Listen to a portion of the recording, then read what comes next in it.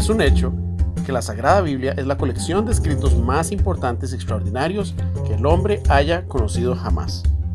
Al referirnos a ella como sagrada, es debido a su fuente de inspiración que los creyentes consideramos como divina. De ahí el hecho que también la llamemos la palabra de Dios. Sin embargo, aún en estos términos tan familiares en la tradición judeocristiana, podemos fallar al no reconocer que las Escrituras, a pesar de ser inspiradas por Dios, sus agentes fueron humanos. Así las cosas, la Biblia es una colección de libros de inspiración divina y composición humana. Y es precisamente el ignorar su humanidad lo que nos puede llevar a cometer algunos graves errores a la hora de interpretarlas, o incluso llevarnos a cuestionar su autenticidad. Para una correcta comunicación, se requiere un transmisor que emita una señal o mensaje, y un receptor quien lo recibe y traduce. Pero para que la transmisión sea efectiva, se requiere que ambos se encuentren en un mismo canal o frecuencia. A esto llamamos sintonizados. Pero en la comunicación existen algunas barreras que causan interferencia. Esto ocurre cuando entre transmisor y receptor no hay una buena sintonía, haciendo que el mensaje transmitido se vea corrompido por dicha interferencia o ruido, sea una señal de radio, televisión o teléfono. Prácticamente todos hemos experimentado una mala señal que afecta la transmisión efectiva.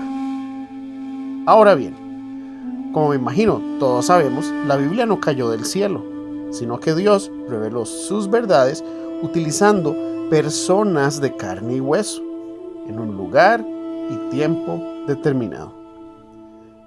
Estos, a su vez, transmiten un mensaje que será recibido por una audiencia inmediata, en su mismo lenguaje, cultura y contexto social. En otras palabras, sintonizados en un mismo canal y frecuencia. El problema que como lectores modernos enfrentamos es la distancia no solo en tiempo, sino cultural y social que nos separa de sus autores originales. Esto sin tomar en cuenta la complejidad del lenguaje y su morfología. Lo que para la audiencia original debió ser una lectura y recepción natural, para nosotros requiere un esfuerzo adicional de sintonía con aquellos hombres inspirados por Dios y su forma de ver el mundo milenios atrás, y así evitar malentendidos o malas interpretaciones. Muchas barreras nos separan de aquellos a quienes se les confió el consejo de Dios, pero quizá la peor de todas es la arrogancia de creer entenderlo todo. No se requiere un discernimiento especial para identificar dónde debemos indagar o investigar profundamente algún texto o concepto particular en las Escrituras. Ellas mismas nos lo revelan. Cualquier persona que haya leído sus primeras 2 páginas ha debido preguntarse qué tipo de literatura y descripción es esta. Como dijera el Dr. Michael Heiser, si es extraño, es importante. Pienso que parte del malentendido es la idea que algunas personas tienen con respecto al término inspiración divina. La inspiración no se trata de un acto paranormal, donde el autor es guiado a escribir en una especie de trance, donde una fuerza sobrenatural guía su mano en cada letra que dibuja, o que Dios descarga en la mente de la persona las palabras e información a escribir. Nada podría ser más ridículo y absurdo que esto. Imagina a Moisés escribiendo el relato de la creación y al salir del trance sorprenderse de lo escrito. Peor aún, a su audiencia inmediata, impresionada al leer que en el principio las serpientes podían hablar e interactuar con los humanos. O Daniel, al describir los reinos de la tierra como bestias feroces, y Ezequiel a los ángeles como animales alados con cabeza humana. Sus lectores no se rascarían la cabeza pensando si los profetas se habrían vuelto locos. La gente de la antigüedad no era estúpida. Ellos sabrían con certeza lo que las Escrituras describen, porque fueron escritas por sus contemporáneos, haciendo alusión a ideas comunes de la época. Estas no serían ajenas para ellos, sino familiares y coherentes según su forma de ver y entender el mundo. Somos nosotros quienes, separados por milenios de distancia con un pensamiento moderno moldeado por la ciencia, quienes nos preguntamos si realmente las serpientes hablarían o si el cosmos fue concebido en 7 días naturales. Peor aún, preguntarnos y especular si el apóstol Juan se refería a Hitler, Bill Gates o el papado católico al describir el número de la bestia. Evidentemente, sus lectores contemporáneos podrían identificar a quién hacía referencia Juan en aquel momento. Tanto Moisés como Daniel, Ezequiel y Juan, al igual que todos los autores bíblicos, escribieron para personas que entenderían en tiempo y forma el mensaje escrito. Ellos no utilizaban acertijos indescifrables, simplemente se valieron de conceptos familiares para transmitir de forma efectiva principios de aplicación práctica que trascienden los tiempos. En otras palabras, la herencia de Dios para la humanidad. Aunque en ciertas y muy puntuales circunstancias Dios mismo dicta lo que se debe comunicar, la mayoría de los textos son el resultado de cómo Dios preparó las circunstancias y experiencias de sus autores para moverlos o incitarlos a escribir dichos principios que trascienden toda época. Y es al compendio, edición y colección de estos escritos lo que llamamos inspiración divina. Las Sagradas Escrituras llevan la huella humana en cada decisión y palabra utilizada en ella, que conforme el anticipado y supereminente conocimiento y provisión de Dios, quedó registrado para nuestro beneficio. Como dijera también el Dr. Heiser, la inspiración es un proceso, no un evento. Estas verdades nos revelan la realidad de Dios y la nuestra, como que Él es el creador tanto de lo visible como lo invisible, que las personas fuimos creadas a su imagen y semejanza, por lo tanto la vida humana es sagrada, que existe el bien y el mal, que al escoger el mal, este nos separa de Dios, y quizá la más importante sea que nosotros no podemos proveer la salvación del poder que el mal tiene sobre nosotros, y por ende, como resultado, la muerte. Así, las Escrituras tratan la épica de cómo el Creador, por amor a su creación, decide rescatarla del poder del mal. Esta historia se encuentra sazonada con el lenguaje, cultura e influencia de su tiempo, que abarca desde el segundo milenio antes de Cristo al primer siglo después de Cristo, por lo que debemos considerar seriamente la forma como se nos presenta. La Biblia no pretende dar explicaciones científicas del cosmos, como tampoco es un repositorio de toda verdad. Son escritos antiguos, premodernos y precientíficos, por lo que debemos considerarlos conforme a su contexto original, no el nuestro. De ahí la ridícula y vergonzosa ignorancia que despliegan sus detractores al pretender hacer de la Biblia algo que no es. Peor aún, cuando son los mismos creyentes quienes caen en dicho error.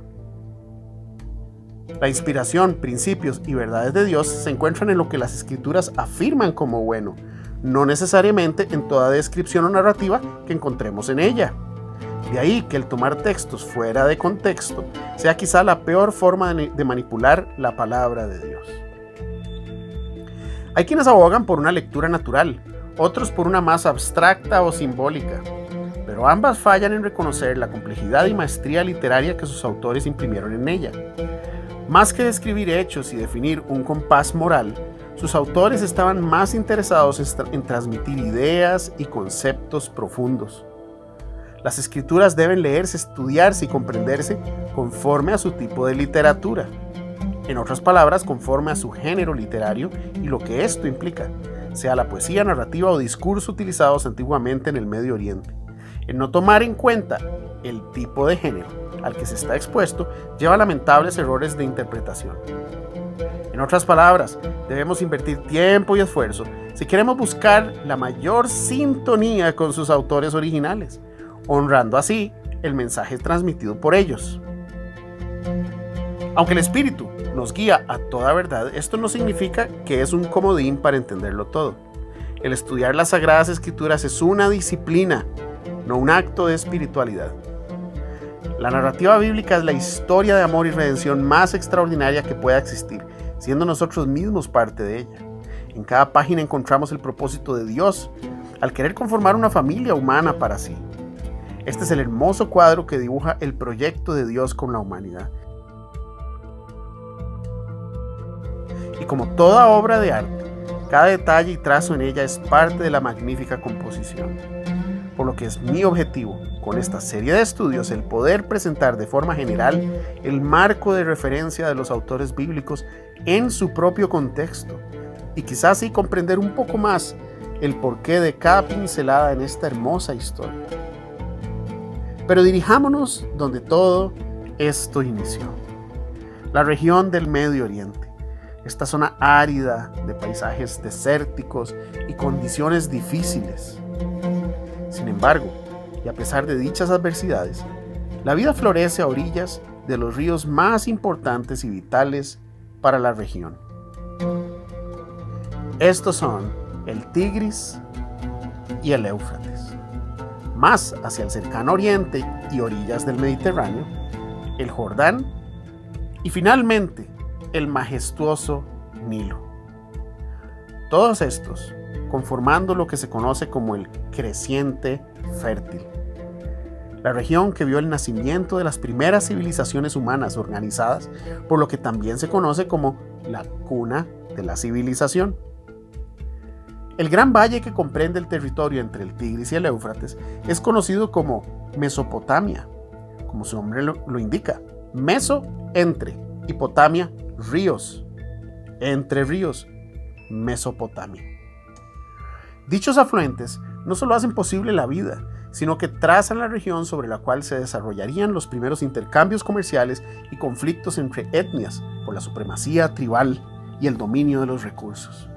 Por lo que no es casualidad que 4 de los 6 imperios que dominaron el mundo conocido en la antigüedad se encuentran en esta zona geográfica. Y estos son el imperio egipcio, el asirio, babilonio y persa.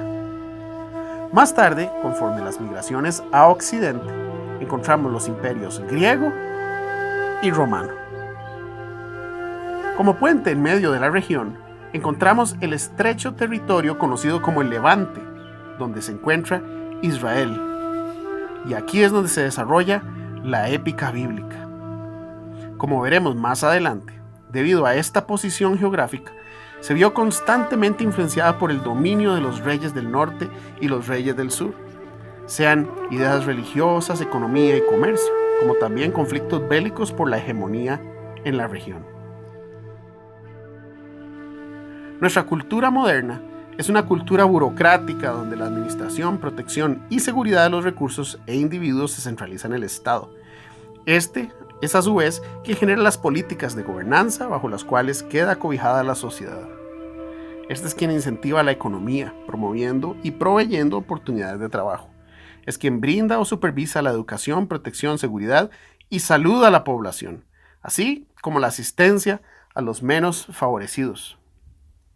El Israel bíblico es muy diferente y, sin querer pretender canonizar este estilo de vida, era una cultura tribal patriarcal. En este tipo de cultura, el eje social es la familia. Esta es quien administra, protege y asegura los recursos. Es la familia quien incentiva la economía, proveyendo trabajo a sus miembros. Esta se encarga también de la educación, protección, seguridad y salud, así como dar asistencia y refugio a los menos favorecidos. Así como en nuestro sistema burocrático, el Estado tiene una cabeza gobernante electa popularmente o autoproclamada, según el tipo de régimen, ya sea democrático o dictatorial, etc. En el patriarcado encontramos al padre de familia, el patriarca, quien es la cabeza y autoridad absoluta por encima de su prole. Este es el responsable absoluto de su familia y de asegurar los recursos suficientes para todos aquellos bajo su cuidado. O en otras palabras, el bienestar de todos bajo su tienda, o en palabras más contemporáneas, de quienes viven bajo su techo. De esta estructura se deriva lo que en aquella época se definía como el Bet Ab, o la casa del padre. En un Bet Ab promedio podrían habitar entre 8 a 30 miembros de la familia inmediata, entre hijos, nueras y nietos. En este círculo familiar, todos trabajan la tierra para beneficio mutuo, compartiendo los recursos disponibles. Cuando un hijo prosperaba y su familia crecía, éste abandonaría la casa del padre para formar la suya propia. El patriarca hereda a su hijo primogénito, quien se convertirá en el nuevo patriarca, y así sucesivamente. La jerarquía era definida por orden genealógico. Las niñas, al crecer y casarse, cosa que normalmente era una negociación para mejorar el estatus del patriarca o incrementar las tierras y recursos, formarían parte de la casa del padre o Bet Ab de su marido. Este núcleo familiar era necesario para la supervivencia, ya que en una región donde los recursos son limitados, se requería un esfuerzo conjunto para la prosperidad familiar. La nación estaría compuesta por estos grupos patriarcales según sus tribus y clanes, que podemos explicar como un círculo de parentesco. Veamos.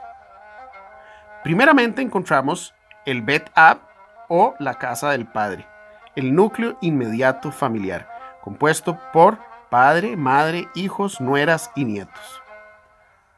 Luego, el círculo de influencia y parentesco siguiente, que estaría compuesto por los Bet Ab conformados por hermanos, sobrinos y primos hermanos del patriarca.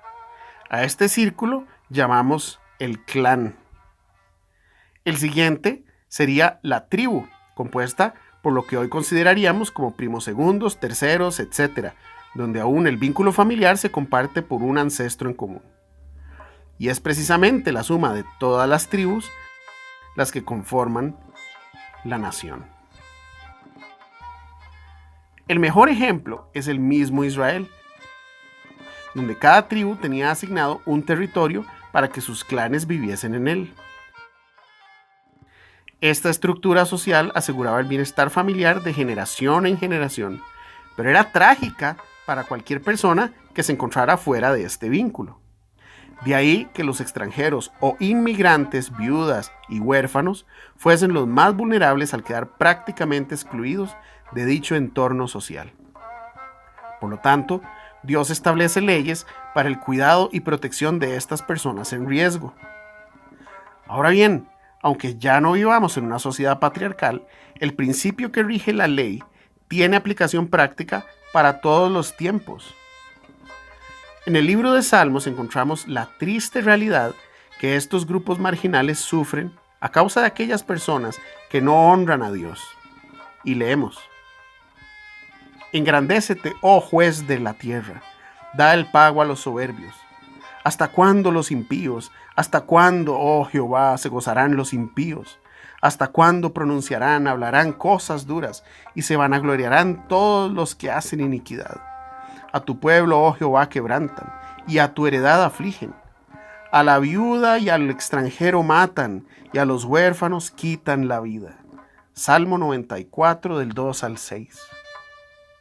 Finalmente, Dios es quien aboga por ellos y lo encontramos expresado claramente en el Salmo 146, donde leemos: Jehová liberta a los cautivos, Jehová abre los ojos a los ciegos, Jehová levanta a los caídos, Jehová ama a los justos, Jehová guarda a los extranjeros, al huérfano y a la viuda sostiene, y el camino de los impíos trastorna. Salmo 146, 7 al 9. Tanto la descendencia como el territorio y sus recursos eran vitales para la supervivencia.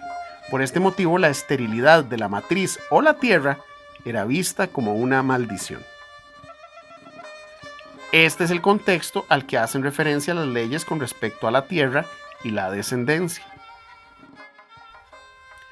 Con esto en mente, podemos tener un panorama un poco más claro con respecto a su estilo de vida, la importancia de la familia y los recursos como los hijos y la tierra, así como el agua.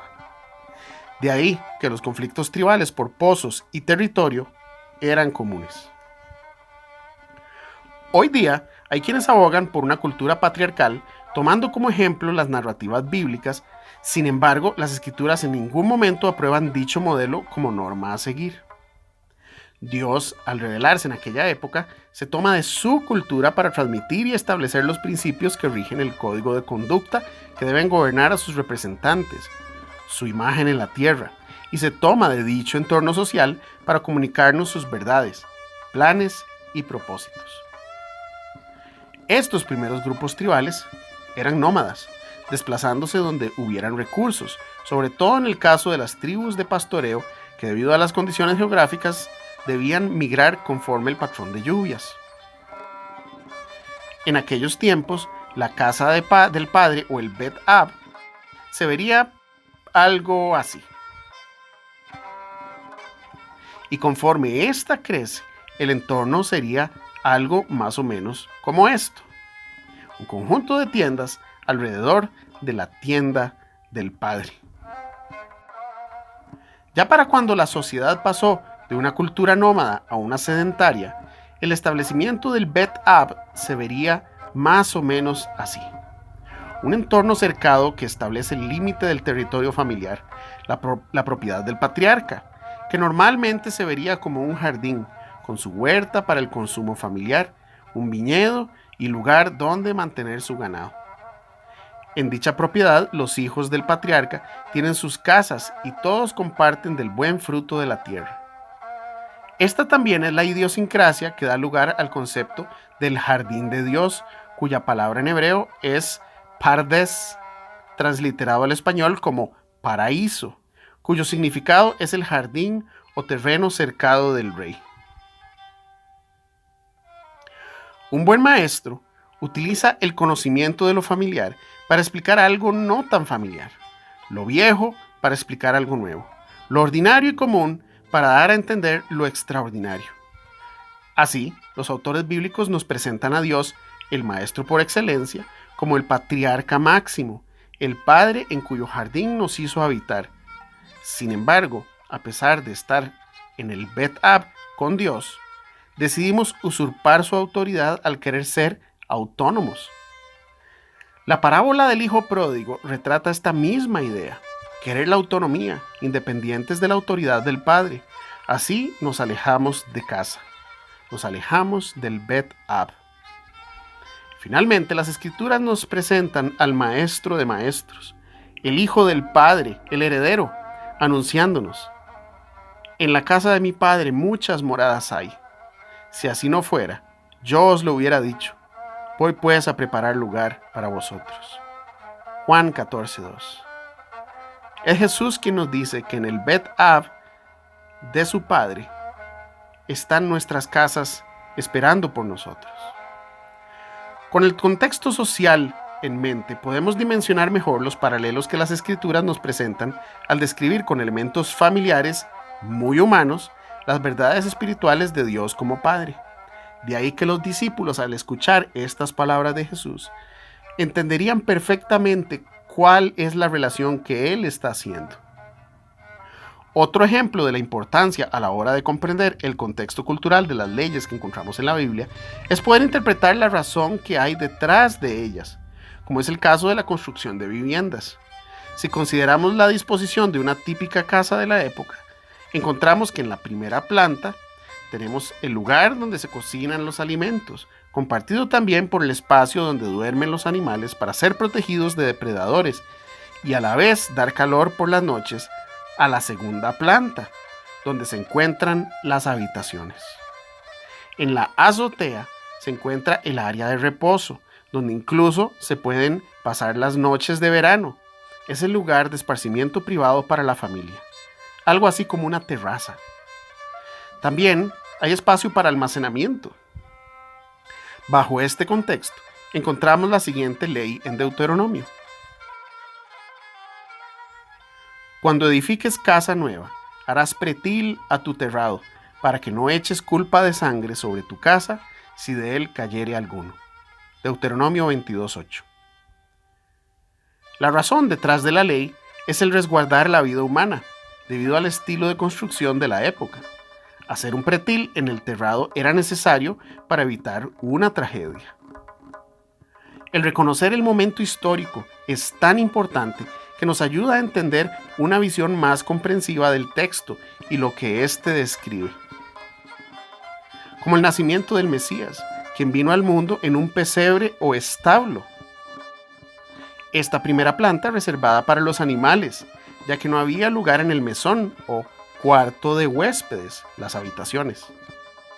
Con respecto al nacimiento de Jesús leemos: y dio a luz a su hijo primogénito, y lo envolvió en pañales, y lo acostó en un pesebre porque no había lugar para ellos en el mesón. Lucas 2:7. El contexto nos ayuda a ver la narrativa bíblica de una forma más comprensiva, pero sobre todo aclarar malentendidos o ideas preconcebidas por nuestras propias tradiciones.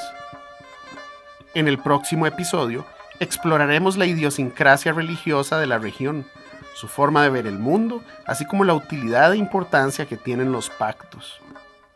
Hasta entonces, que la paz de Dios, que sobrepasa todo entendimiento, guarde sus corazones y pensamientos en Cristo Jesús, Señor nuestro.